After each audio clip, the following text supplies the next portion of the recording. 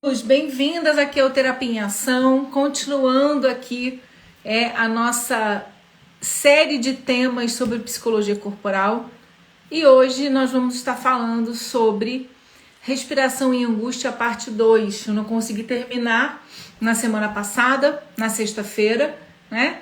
Então nós estamos hoje voltando aqui na quarta-feira para trazer esse assunto.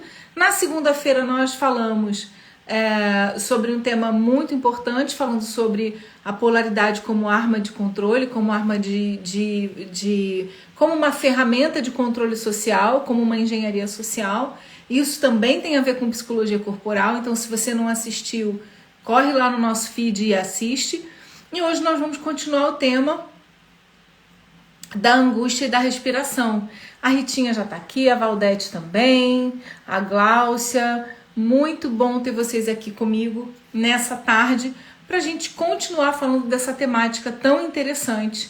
Se você está assistindo no gravado, passa um pouquinho para frente, porque a gente aqui no começo vai sempre dando beijinhos e recebendo as pessoas aqui para a live, para dar tempo de entrar um pouquinho mais, né, de gente. E aí você que está assistindo no gravado, adianta um pouquinho, põe um pouquinho mais para frente para que você possa já pegar o conteúdo em andamento. Para iniciar nossa conversa, eu hoje quero tirar uma carta de abertura. Nós vamos trabalhar aqui com as 12 cartas dos arcanos maiores do tarô, que fala sobre a jornada, né, de toda a psique, da jornada do herói. Jung fala muito sobre...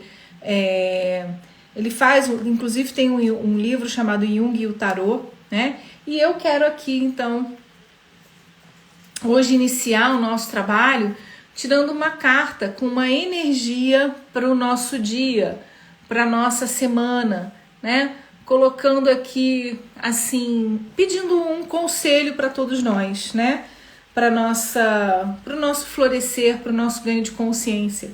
Então eu vou tirar aqui uma carta, eu vou escolher uma carta pra gente aleatória. Eu tô aqui com baralho e vou tirar uma carta para que a gente possa receber um conselho do universo, né, nessa manhã, sobre um arquétipo, né, do inconsciente coletivo, que vem para nos dar uma instrução antes que a gente comece a nossa live. Olha que interessante. A gente tirou então aqui a carta da fortuna, né? A carta da fortuna fala de um processo cíclico, né? Então, se você está passando por uma fase difícil, significa que uma nova fase virá, uma resolução, uma transformação. Se você está passando por uma fase desconfortável, não é? Se você precisa de um movimento de transformação, saiba que esse movimento, essa transformação está acontecendo. Porém, né? A roda da fortuna fala de altos e baixos, fala realmente de que quem está em cima vai para baixo, quem está embaixo vai para cima, e a roda da fortuna fala de uma transformação, de uma mudança. Nem sempre agradável, nem sempre fácil, mas necessária, né? Então eu acho que tem tudo a ver com o tema que a gente vai falar, sobre suportar a angústia, sobre a respiração como uma ferramenta de transformação. A roda da fortuna fala desse movimento. E por que da fortuna?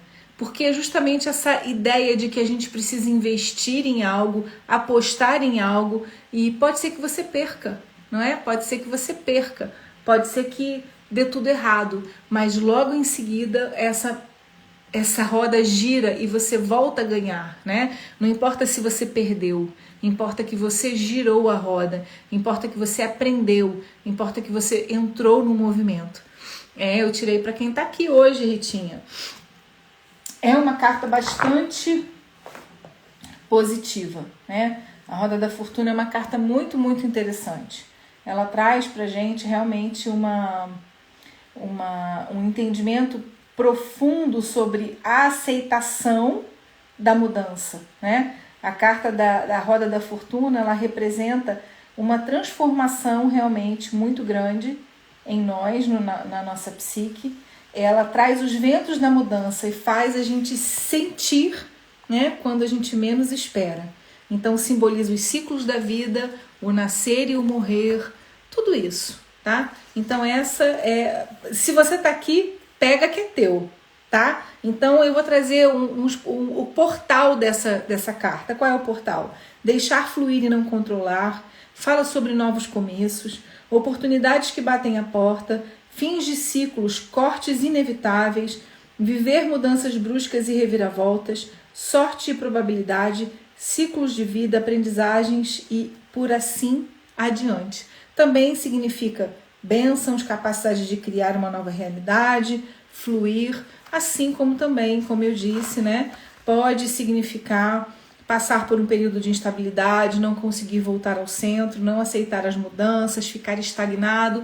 Você precisa olhar e ver o que essa carta representa para você hoje. Tá bem? Então, iniciamos aqui trazendo essa carta e a direção dela.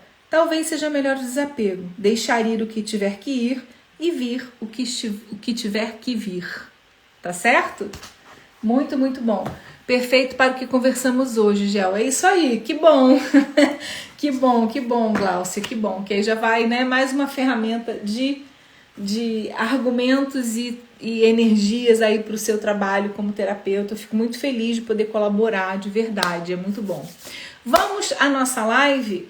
Vamos então falar agora do nosso assunto. Fizemos a nossa introdução aqui e a gente começa então fazendo uma pequena recapitulação, né, do que significa angústia e ansiedade. Eu conceituei a angústia para vocês trazendo alguns sinônimos de angústia, né? Então, angústia, pânico, aflição, ânsia, desespero, ansiedade, apreensão, preocupação, inquietude, sensação de afogo, descontrole, agonia. Tudo isso é angústia, né? Então, eu trouxe também até a questão de que angústia no latim significa apertado, né? É como a gente se sente quando está angustiado, apertado, né? E aí eu também expliquei que o que provoca essa angústia é o nosso próprio apertar. É a nossa respiração que está apertada, é o nosso corpo que está contraído, é o nosso corpo que não está em movimento, contração e descontração, né? E aí eu mesma provoco um processo de autossufocamento pelas minhas ideias, pelos meus medos, pelos meus sentimentos, pelos meus pensamentos. Eu queria trazer para você aqui também agora, né, como nosso novo conteúdo. Oi, Glauci, boa tarde, que bom que vocês estão aqui. Eu quero trazer para você que está aqui comigo, um entendimento sobre medo, angústia e pânico. A gente precisa perceber que o medo, né, é uma emoção basal necessária para o alerta, para a sobrevivência. Então, se eu vou escolher lutar ou fugir, é preciso que eu entenda que lutar ou fugir, fugir também é um mecanismo de luta. Como assim, Gel? Como que fugir é um mecanismo de luta? Eu preciso ser inteligente e estratégico para sobreviver. Nem sempre enfrentar o meu oponente, nem sempre encarar de frente o meu oponente vai ser a melhor estratégia de sobreviver, de lutar. Então, fugir também é lutar.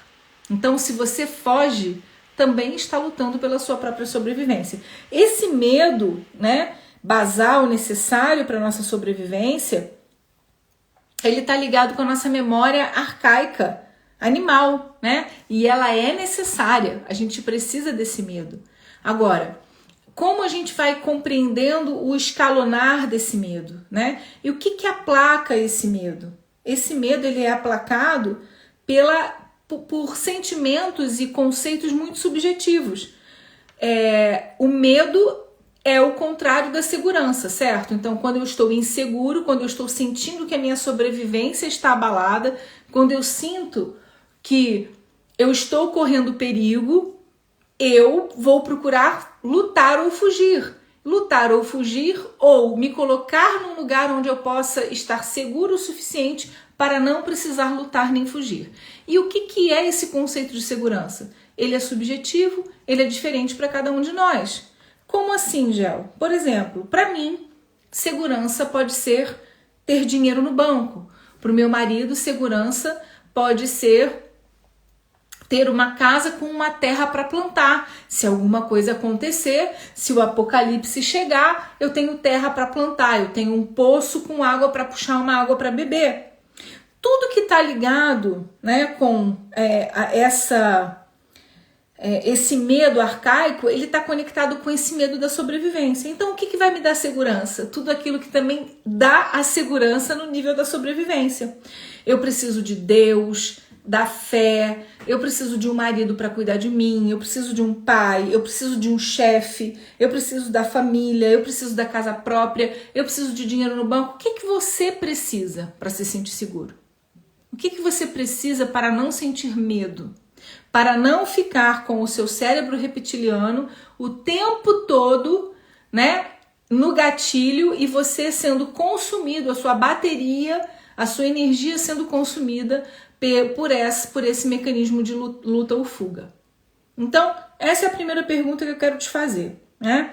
É importante que tudo isso que eu falei aqui agora com vocês sobre carro, dinheiro, ter uma casa com uma área que eu possa plantar, ter um poço, ter não sei quantos mil no banco. Para algumas pessoas é 100 mil, para outras pessoas é 5 mil, para outras pessoas é 3 milhões. Não importa, cada um vai ter o quê? Um lugar simbólico de segurança. Todos nós precisamos criar esse simbolismo de segurança, certo?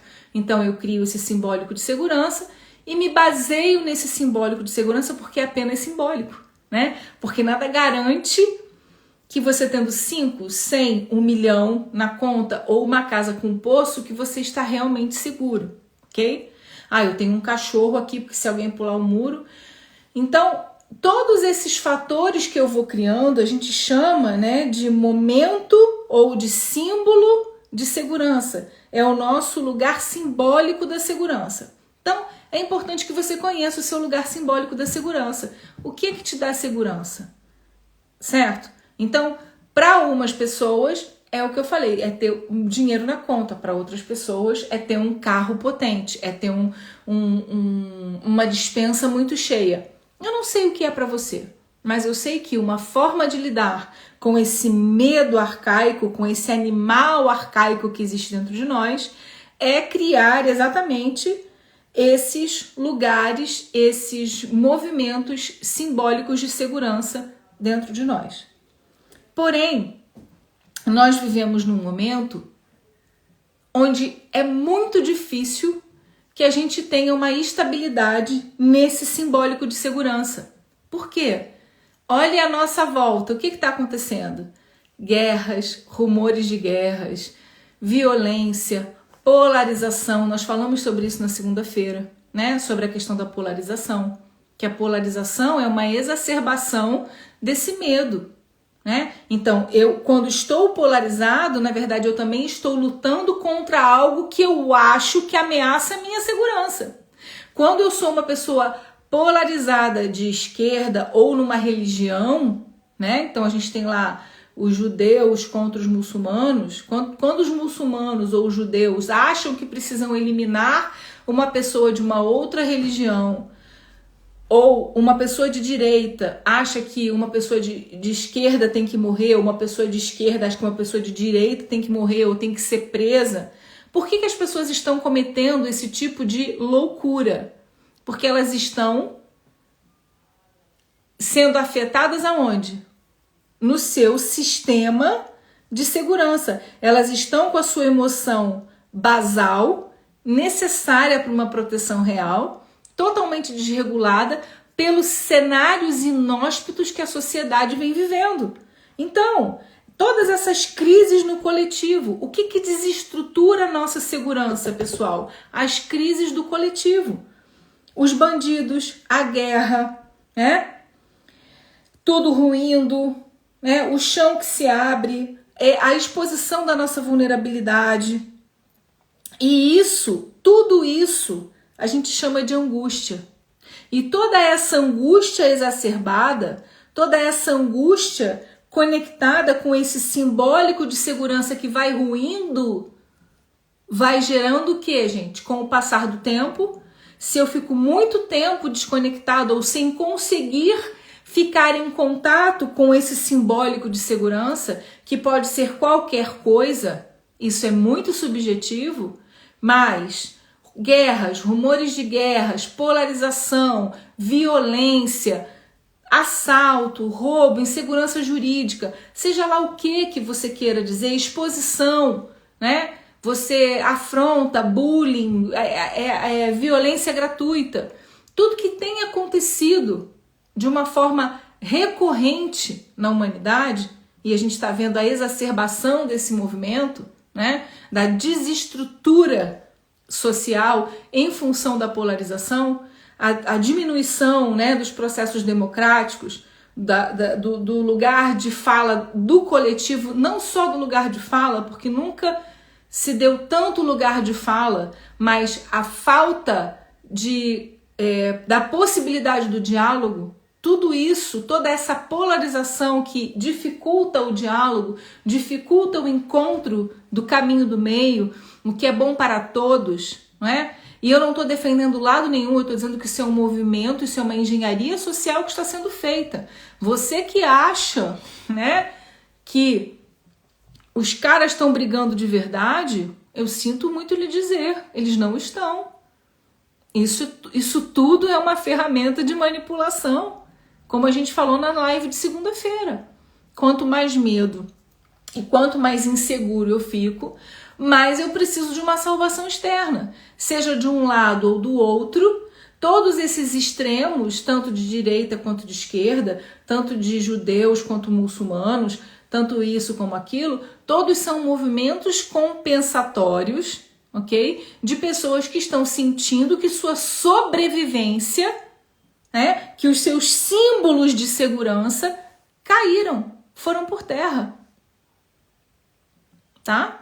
E isso a gente vai dentro de um macrocosmos, dentro de um processo de geopolítica, né? Dentro de um processo religioso e dentro das nossas próprias casas, dentro do nosso microcosmos, do nosso bairro, da nossa casa, do nosso prédio, né? Do sair na rua, tá? Então, tudo isso, sendo potencializado como tem sido, vai gerar o quê? Uma exacerbação de processos de pânico. O pânico presta atenção no que eu vou dizer, o que é o pânico? O que é a crise de pânico?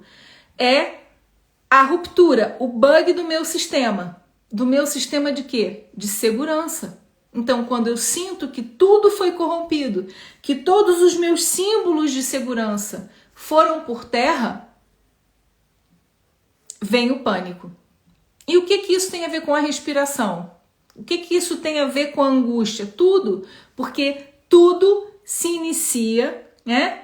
Tudo se inicia, todo esse processo de contração se inicia nesse processo simbólico dessa segurança que se esvai, e quando eu entro em angústia, quando o medo para de ter sua função basal, correta e necessária para a sobrevivência, o medo não é algo para a gente viver 24 horas do dia.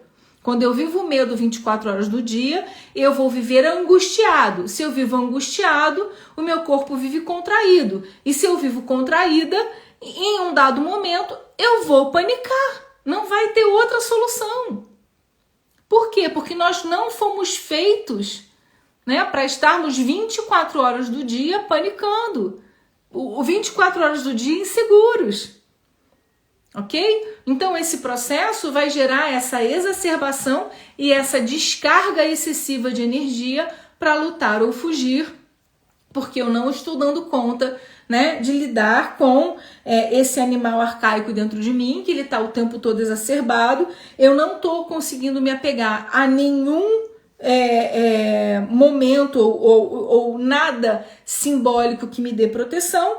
E ao abrir, né, esse chão, quando eu percebo que eu já não aguento mais, esse chão vai se abrindo, a minha vulnerabilidade vai ficando exposta, né, eu entro em pânico. E tudo isso, então, como eu falei, é exacerbado na polaridade e nas más notícias, ok? Por isso que se você não tem um estômago forte, é melhor que você não assista noticiário. É melhor que você não fique assistindo. Então, aquelas pessoas que ficam assistindo da Atena, aquelas coisas de assassinato, né? E ficam ali assistindo aqueles noticiários trágicos, essas pessoas ficam engatilhadas, né? No processo aí, nesse animal, né? Nesse animal arcaico. E desregulam todo esse sistema basal necessário para a proteção psíquica, porque elas estão o tempo todo engatilhando e estão o tempo todo desconstruindo esses símbolos de segurança para ela. Eu queria que você parasse para refletir agora aqui comigo. Qual é o seu maior símbolo de segurança? O que é? Dinheiro? Família? Uma casa própria? Amigos? O que é que para você é o seu maior digamos, o seu maior tesouro, o seu maior símbolo de segurança? Você sabe dizer? É o quê? Eu sei o meu e é importante que a gente saiba. A Glaucia falou conjunto. Conjunto de quê? Eu quero que você pare para pensar assim, aquilo que se você ficar sem, acabou. Por exemplo, o meu marido, se não tiver um dinheiro guardado no banco, a gente pode não estar com nenhuma dívida, mas se não tiver um dinheiro guardado no banco, ele desestrutura. Tem que ter um dinheiro guardado. A Denise falou não ter dívida. Então, assim, para mim também é não ter dívida. Eu não me importo de ter ou não dinheiro guardado. Para mim é não ter dívida. Eu não posso ter dívida, meu nome tem que estar limpo. Eu tenho que ter, para mim isso me desestrutura. Para o meu marido é dinheiro guardado. Ele tem que ter dinheiro guardado. Se ele não tiver dinheiro guardado, aquilo abala todo o sistema de segurança dele e ele começa a bugar. A Rita colocou família, amigos e financeiro, mas tem sempre alguma coisa que pega. A gente precisa entender qual é o que pega mais. Tá? O que pega mais é aquilo que realmente, tipo, você morre de medo, né? Morre de medo. Morre de medo, né? Então, por quê? Porque quando eu entendo qual é o gatilho, né? Qual é esse lugar dentro de mim que se tiver descoberto, que não tiver segurança, que esse simbólico... Porque, na verdade, pensa assim, gente... É simbólico, né? Ter um dinheiro no banco é simbólico. Não ter dívida é simbólico. Certo? Morar num condomínio é simbólico. Ter uma família é simbólico. Isso não vai fazer com que você entre em perigo. Entende? Mas a gente sente que está em perigo se não tiver aquele simbólico, aquela segurança. Né? Então é muito importante que a gente entenda isso. Quando a gente vai vendo todos esses pilares, né? Óbvio que existem vários, como a Glaucia colocou aqui, né? Mas a gente vai vendo os pilares sendo desconstruídos, mais difícil fica. Eu ia escrever ter paz no coração. Mas sim, Glaucia, mas o que tira a paz do seu coração? E isso que é o gatilho, né?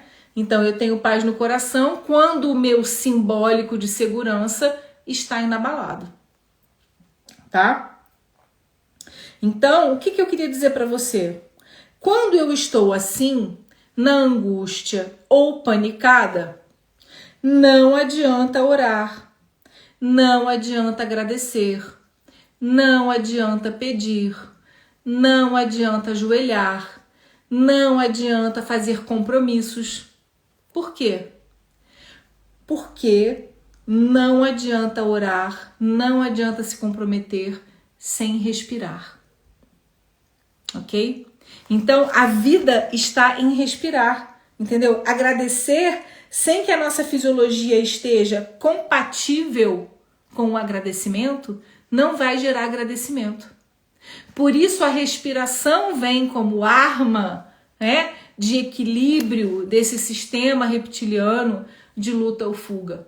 É por isso que a respiração é uma das maiores como eu já expliquei, né? A gente falou filosoficamente aqui sobre o significado do ar, o significado do sopro da vida, que representa o espírito. Então, quando Deus coloca o espírito simbolicamente dentro do homem, lá em Gênesis, ele sopra nas narinas do homem o espírito. E o espírito é o ar, né? O ar que enche aquele corpo de vida, que transforma o barro num corpo humano, não é?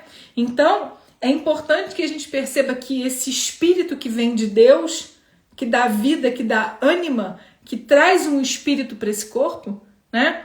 Esse corpo, então, vem com essa energia masculina da vida, do impulso, da energia, do ir, né?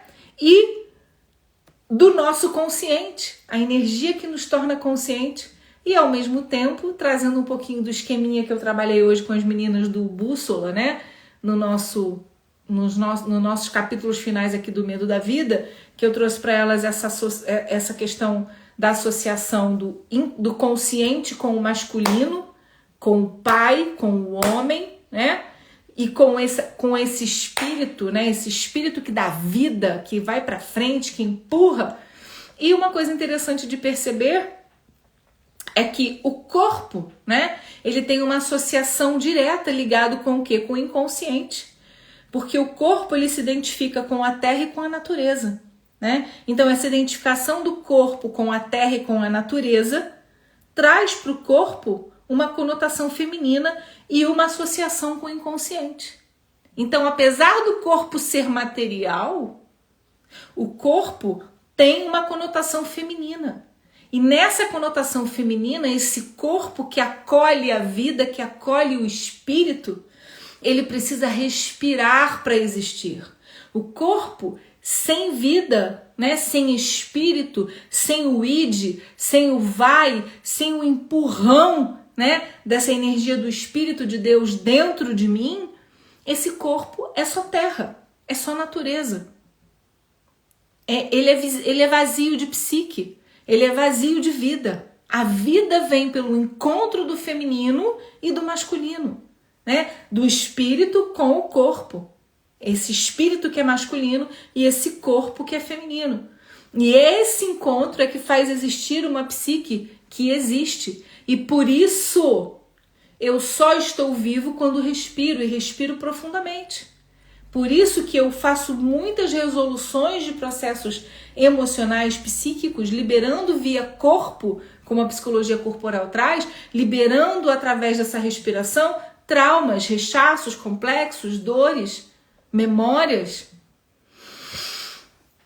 Eu preciso respirar para que o meu corpo viva. Eu preciso respirar para que esse corpo gere paz. Sem respirar, eu não tenho paz. Por quê? Porque sem respirar, eu estou me autossufocando. Então, nossa respiração é sufocante por quê? Porque ela é recheada de medo. E esse medo gera um pouco respirar. Então, eu respiro só um pouquinho. Eu respiro o mínimo para não morrer. Mas, na verdade, eu estou constantemente me autossufocando. Eu estou constantemente me autossufocando. Por quê? Porque eu estou abalado aonde? Naquilo que nós falamos, no meu simbólico de segurança. O meu simbólico de segurança não existe, ok? Por isso é que a respiração é uma ferramenta de evolução espiritual, né? E essa evolução espiritual se dá pelo quê? Pela vitalização e pela cura do corpo. Eu evoluo espiritualmente quando respiro, né? Vitalizo e curo o corpo. Então, se eu não curo o corpo, eu também não evoluo espiritualmente, eu também não ganho consciência. Porque, em última instância, o corpo é o espelho de uma alma, né? Que está adoecida. Se eu estou adoecido, vamos reconstruir esse pensamento que eu disse. O corpo é o espelho, né, de uma alma. E se essa alma está adoecida, cedo ou tarde, ela plasmará como num espelho as debilidades, as deficiências, as doenças, os medos, os traumas desse espírito. dessa alma, dessa mente, refletindo nesse corpo como um grande espelho, né, dessas dores profundas que estão escondidas dentro de mim, dentro da minha psique, dentro do meu corpo emocional, dentro do meu corpo mental. Então, se você quer a paz, você precisa respirar fundo e continuamente. Se você quer viver a paz, se você quer sair, né, desse gatilho do animal arcaico, se você quer respirar profundo para ser curado, você vai precisar se auto-observar e perceber, né, quais são os movimentos simbólicos de segurança que eu preciso ressignificar ou construir. Entende? Então, como é que eu faço isso? Aí a Gláucia colocou, mas entendi que para ter paz no coração é ter família. Ok, isso é o que a gente está fazendo? A gente está levando para o simbólico, né, algo que me traz uma concretude. Né? A gente está trazendo do subjetivo para o objetivo, mas na verdade é só símbolo, porque não é real. A família não é aquilo que faz a gente ter segurança. Não existe segurança. Não existe isso de estar seguro. Não existe isso de entrar num avião e dizer que está seguro. Não existe isso de atravessar a rua e dizer que está seguro. Não existe essa segurança. O que garante para mim, né, uma segurança é um sentimento de segurança. A insegurança é um sentimento e a segurança é um sentimento. O medo é um sentimento. A segurança é um sentimento. A paz é um sentimento. É um sentir. Não é real. Não é real.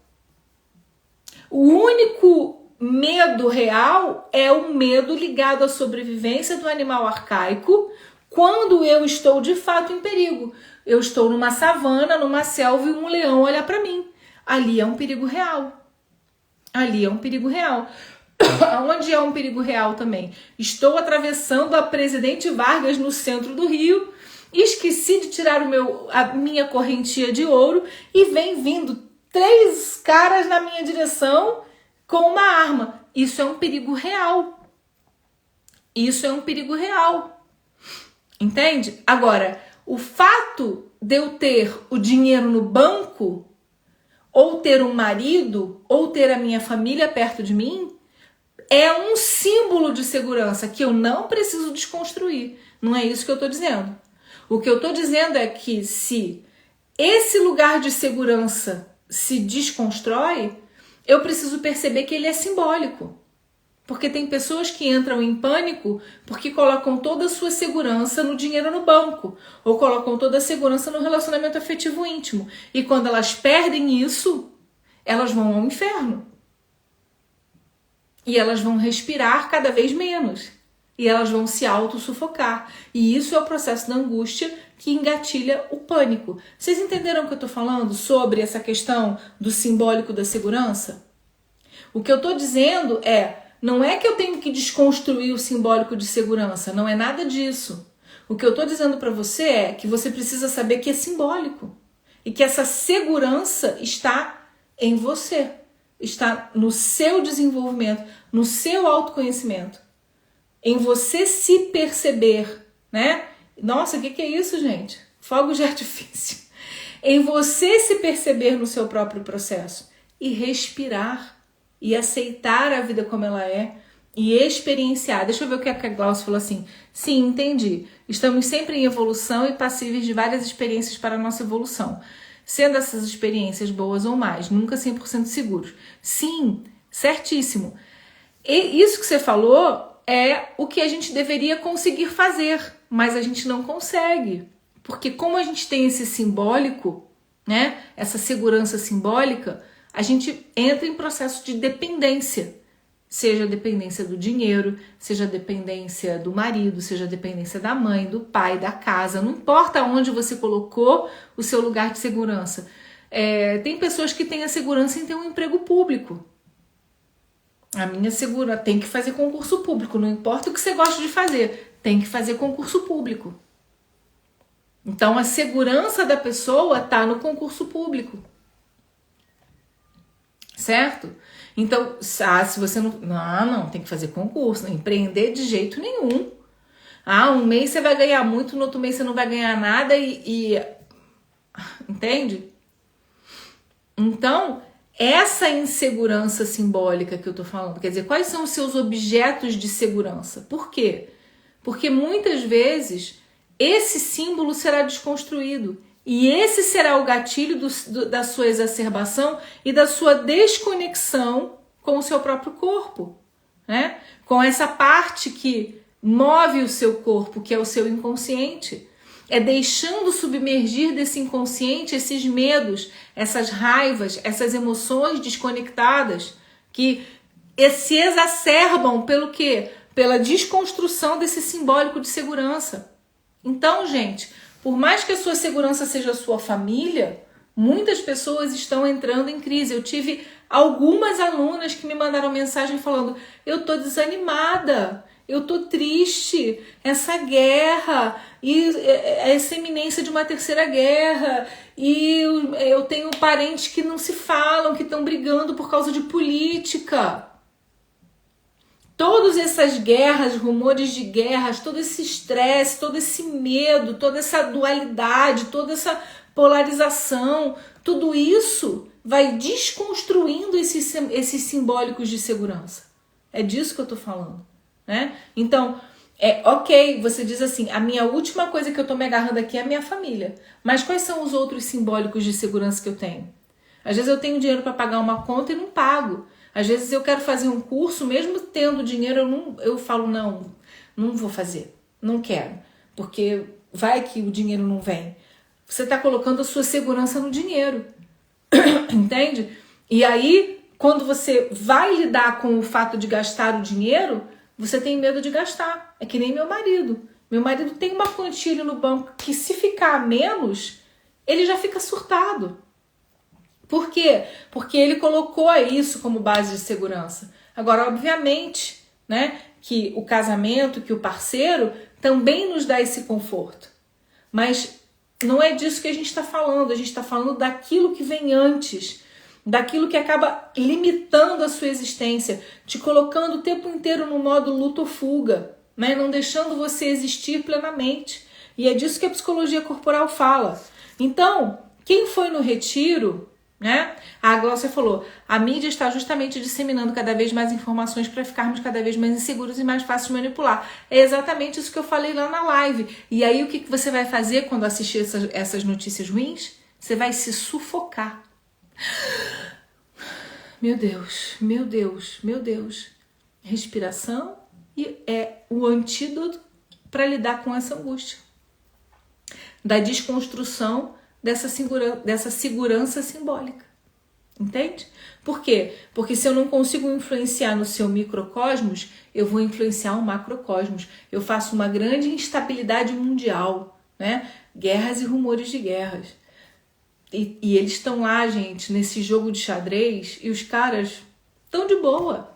A gente é que entra nessa loucura de ficar de cabelo em pé, entende? Por conta dessa sensação de insegurança, dessa desconstrução da segurança simbólica, tá? Então, a Gláucia falou que eu tenho o hábito de entrar em meditação quando começo a sentir essa sensação. Perfeito, por quê?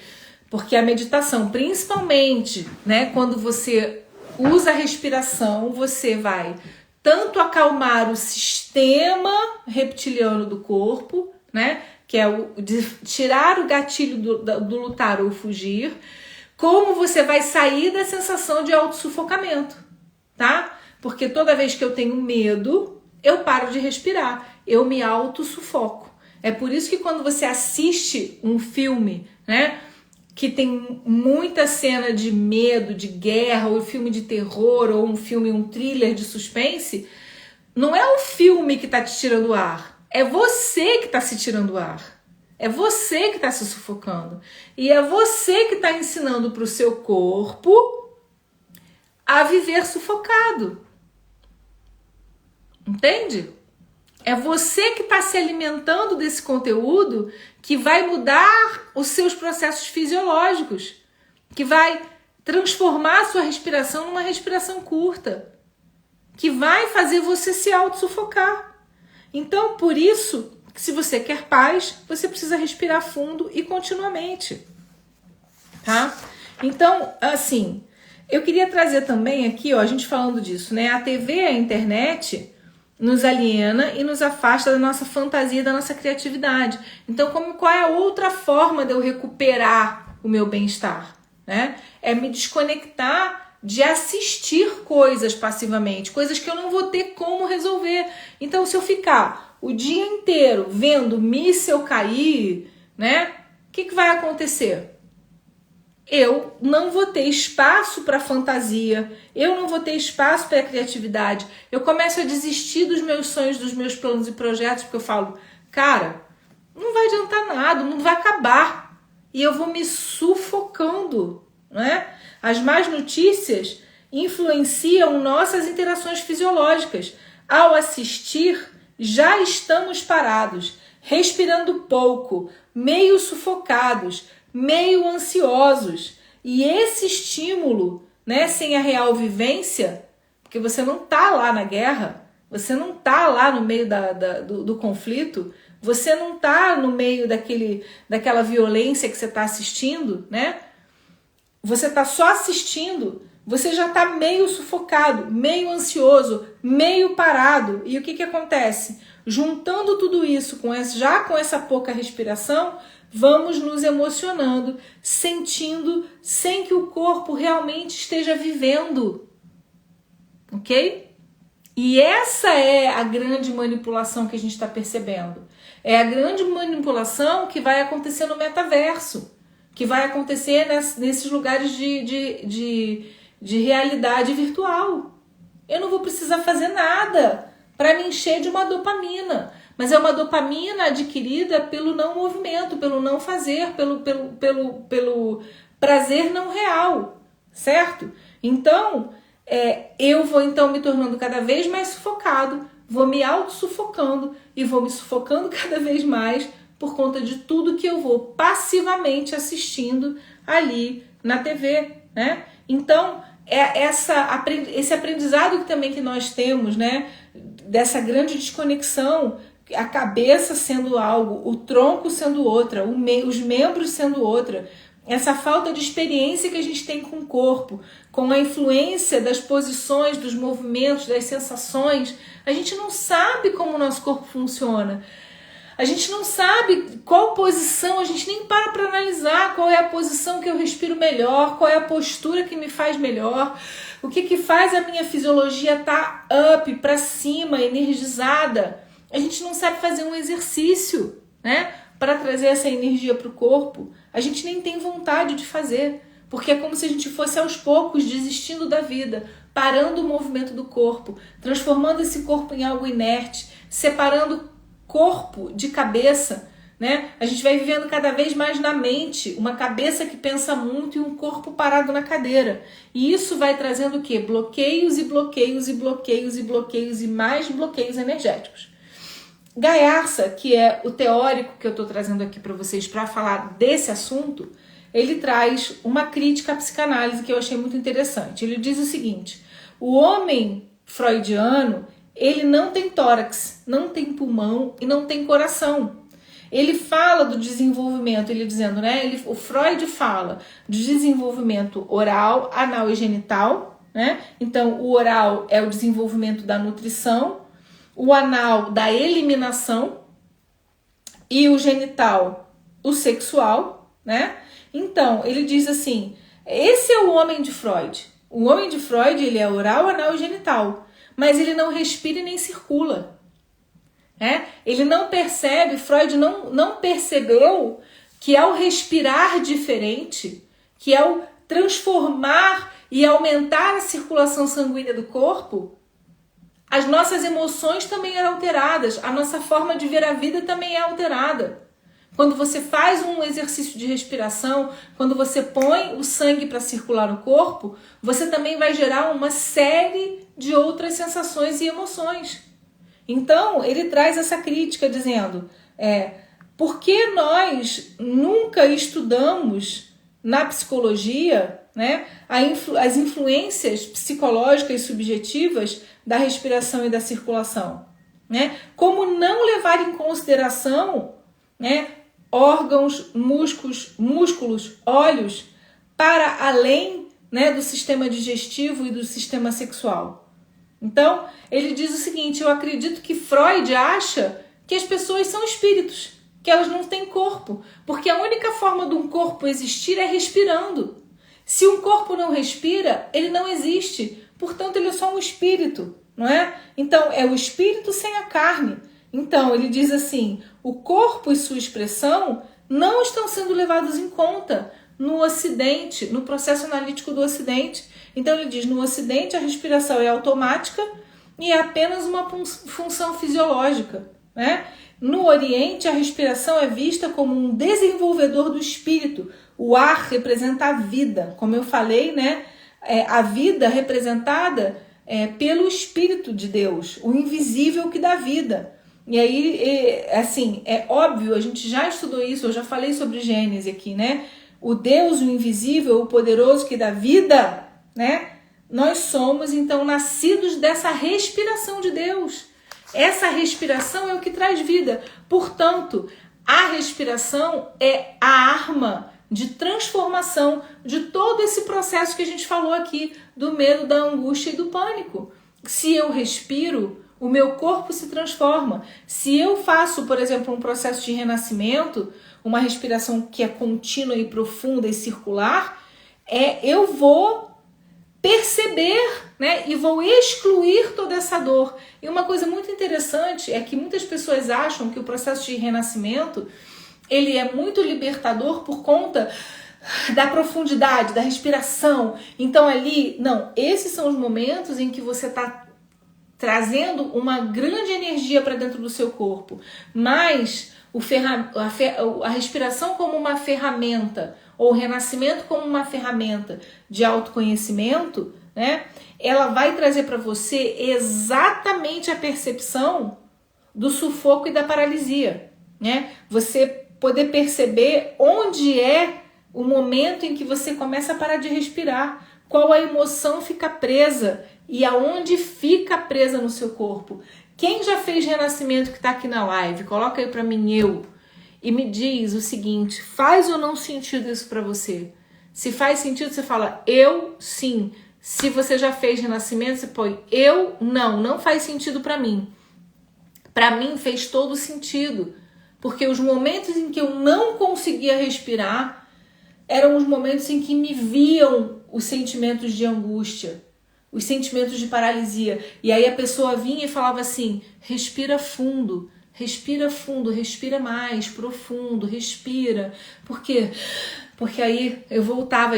Quando você está fazendo um renascimento, tem momentos em que você simplesmente para de respirar. Esses são os momentos importantes. Esses são os momentos de entendimento. O quanto a vida parou em mim. O quanto a angústia tomou conta da minha psique. O quanto a angústia tomou conta de mim. O quanto eu não consigo existir. O quanto eu estou sufocando. Porque eu não estou conseguindo respirar. Porque o meu sistema de segurança simbólico está desconstruído. E nesse momento em que eu estou fazendo o renascimento, eu estou acessando esse simbólico. Eu estou conseguindo acessar esse lugar simbólico. Esse lugar, né, de segurança simbólica que foi violada. É nesse momento, né? A Val tá ali já com aconteça o que acontecer, continue respirando. É isso, aconteça o que acontecer, continue respirando. A gente fez esse processo lá no nosso retiro, né, desse ano. Você tem que continuar a respirar, mas é muito importante que você observe qual é o momento em que eu paro de respirar, como eu me sinto como eu paro de respirar, qual é o medo que me vem, qual é o sentimento de quebra de segurança que vem dentro de mim, aonde está essa minha vulnerabilidade, né? Então, pensando no renascimento então como uma ferramenta para perceber o sufoco e a paralisia, onde, em que momento você parou de respirar, qual a emoção que precisa ser olhada e onde ela está no seu corpo. E aí eu quero trazer assim para a gente ir encerrando a nossa live que é muito necessário que a gente repense os nossos modelos de educação, certo? Nós aprendemos assim, com tantos nãos, com tantas repressões, não pode isso, não pode aquilo, não chora, não grita, não fala, e tudo isso afetando o nosso processo de respiração. A gente vai ficando cada vez com menos condições de respirar profundamente, né? E toda essa dificuldade, esse cerceamento, né? Toda essa opressão vai fazendo com que a minha segurança vá indo por água abaixo, né? Essa educação tradicional sufocante, onde a minha voz não pode existir, onde a minha entonação não pode acontecer, onde a música da minha voz não pode ser expressa, não pode expressar minhas emoções, onde as emoções não são validadas, né? Onde as expressões não são admitidas, e aí somos todos controlados pelo medo e pela raiva, com essa educação ocidental, né? E vamos aprendendo a viver nessa fisiologia paralisada. A vida vai se esvaindo de nós e nós então passamos a estar continuamente sufocados por essa curta respiração que nos acompanha todos os dias da nossa vida, tá? E qual é a solução, Gel? Então, qual é a solução? Como eu disse, não adianta orar, não adianta agradecer, não adianta fazer o ritual da vela, do cuspe santo, da igreja, do faraó. Não adianta você fazer nada disso se você não encontrar um centro de paz, um centro de equilíbrio, um lugar de descanso dentro de você. Se você não encontrar um outro lugar, um altar simbólico de paz e segurança dentro de você. Parando de projetar essa segurança fora, no marido, no dinheiro, no carro, nos bens, em tudo isso. Quando você para de fazer essa projeção e esse altar fica dentro de você, essa segurança vai ficando dentro de você, você vai orar e vai respirar e as suas orações serão ouvidas. Você vai mudar a sua fisiologia, né? E vai estar muito mais relaxada, e aí as coisas vão fluir para você, as bênçãos vão fluir, tudo aquilo que você precisa, tudo que você orou, tudo que você colocou diante, né, da sua espiritualidade, de Deus, seja lá o nome que você queira dar, as coisas vão fluir, porque não adianta você pedir sem respirar, não adianta você orar sem que a vida flua através de você. E aí esse é o grande momento que eu acho que você pode fazer uma grande virada se quiser. Tire 5 minutos do seu dia para respirar. Uma respiração circular. Inspira pelo nariz, expira pela boca.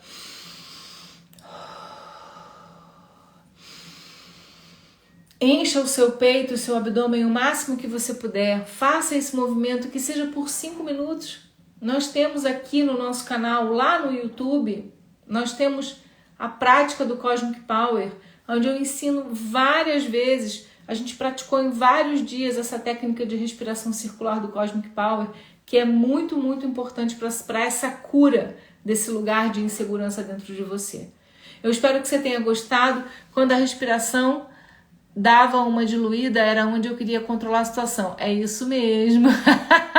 Ô, Val, é bom, né? É bom que a gente vai começando a compreender os processos, né? Vocês estão ao mesmo tempo estudando, estão aqui comigo, a gente está batendo papo, ao mesmo tempo a gente está praticando e a gente está vendo como é importante trazer consciência para esse corpo que representa o inconsciente, para esse corpo que representa a terra, que representa a natureza, né, que tem essa conotação com o feminino, com a manifestação, com a criação, com o acolhimento. É um corpo que acolhe o espírito, é um corpo que gesta uma alma, uma consciência que está evoluindo, não é? Então, esse corpo como sagrado, como um sagrado espelho do espírito, como um sagrado espelho da alma, como um sagrado espelho da mente, né? E você fazendo então essa exclusão, né, de toda essa neurose, de toda essa dor, de todo esse medo, fazendo essa compreensão, criando esses lugares de segurança, parando de se auto-sufocar através desses processos meditativos, através desse encontro dessa paz que só vem quando eu realmente estou oxigenado, respirando profundamente, aceitando a minha vida como ela é, e estando presente, estando aqui, e agora, né? Era isso que eu queria falar para vocês. Espero que vocês tenham gostado, tá? Se tiver alguma dúvida, vocês podem colocar aí agora que eu respondo. Lembrando que nós estaremos juntos novamente na segunda-feira. O tema, eu acho que vai ser... Deixa eu ver aqui qual vai ser o tema. Eu já vou falar para vocês qual vai ser o tema, tá? Enquanto isso, se você tiver alguma pergunta, pode colocar aí. Deixa eu ver o tema aqui, que eu não tenho boa memória não, gente. Mas tá guardado aqui, eu vou falar para vocês qual que é o tema, tá? Vamos lá, descobrir o tema. Onde é que tá anotado? Arquivo. Aqui, já vou dizer para vocês. O tema. Cadê? Aqui.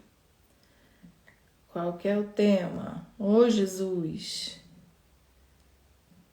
O tema da próxima live vai ser o sexo e a vida. Eu acho que essa também vai dar pano pra manga, tá?